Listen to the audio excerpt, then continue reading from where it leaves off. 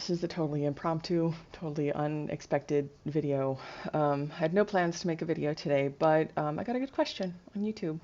What was the publishing process like for you? Is there anything you would have done differently? I'd like to talk about that. I did the indie publishing process, kind of a hybrid, honestly. I worked at one point with an editor who came from Scholastic.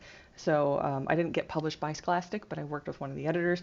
And so I got to see what that process actually looks like and found eventually an editor who truly, honestly works just with that same quality, with the same attention as freaking Scholastic. And she's the one woman show. She's amazing. I'm going to go ahead and put that in the doobly-doo. Do we still say that on YouTube? I'm going to put her in the description. So I don't know if I think she's still doing her thing, but I'm going to go ahead and put it in there anyways, because, maybe she can just use the traffic or something. The editing process is a long, painstaking process, but it's supposed to be painful because, if you're putting in the effort and the energy and the attention into your writing, to have somebody else come in and start kind of, messing things up and tearing things apart, it's, you're going to feel it, but it's absolutely necessary. We have to understand that people who are editors, who are legitimate editors, are seeing the industry from a different angle than the writer.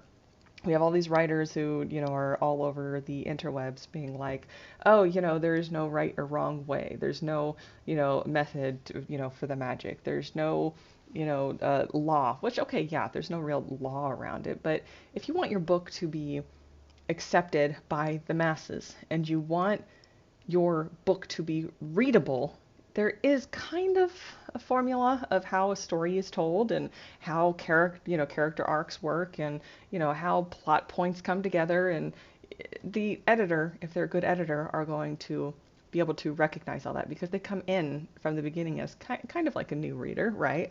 But they know how the connections work and they know how to keep a story going better than us when we are with our minds in the books. We're too close to the project.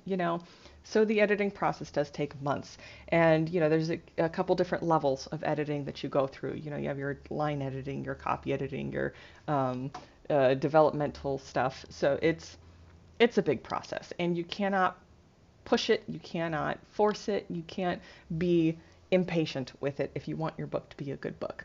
If I were to continue going indie, I absolutely 100% would stick with this editor, just because I have seen Scholastic and I've seen how she works, and you got to have somebody who's worth it, right? The cover art part is super fun. I honestly have fun with the editing too, but I might just be a weirdo there. But the cover art part, again, I'm going to push for finding somebody who really connects well with you and your imagination, with what it is that you're trying to convey, through the cover. My artist, once again, amazing, just seemed to be able to pluck the images out of my head. And I'm like, I would give him kind of like a basic, like, hey, this is what I kind of am thinking about the cover. These are the characters and this is what they look like. And then he sends, proof first, like a sketch, for me to either, accept or, reject or whatever. And I had very few rejections of anything, very few changes really, just because it was like you just knew what I was going for, which I think artists, like the visual artists, are just good at that. You put into words what you're trying to do, and they see all the magic in their head, and that's why they're an artist. I'll go ahead and put my guy down in there too for that. But that was also a process that it's not a super fast process.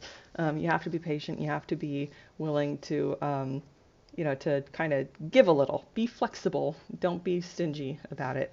You can't, it's just not worth being stingy. You got to recognize that the people who are out there doing the other parts outside of the actual writing kind of know what they're doing when it comes to grasping attention and getting the right response from an audience, right? The marketing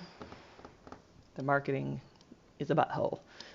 That's where my husband and I struggled with, because we were selling mainly in person. We didn't really push for the online audience the way we should have. But if you want to be a successful audience or a successful writer, then yeah, you're going to need to learn to do some marketing if you're going to go indie. As for what I would do differently, I would go traditional publishing, and not because, of the misleading, idea that, oh, you're going to make so much money. Not even the big main the big main authors anymore are making the kind of money that they used to do back when writing was different. But because of the marketing aspect, they not only have the reach, for you to get readers to be seen in the first place, but they know what kind of connections to make. They know where to make the connections. They know when to make the connections. They know how to market and how to push your stuff out, how to present your work in a way to gather the masses, to gather the interest of everybody. And it's not to say that you can't do that on your own, you can't figure that out on your own, but it's different, and you're going to get a different kind of audience going indie versus going traditional too. So it's not necessarily that there's the right way or the wrong way or anything. That traditional versus indie is not an argument that anybody can seemingly win anymore these days, and it's not worth arguing over. But I myself, after having been through several books of publishing and working with, several different, levels of publishing, I would say that my biggest thing to do differently would be just going traditional, because the marketing part's a butthole. But that's kind of the gist of it for me. Thanks for asking.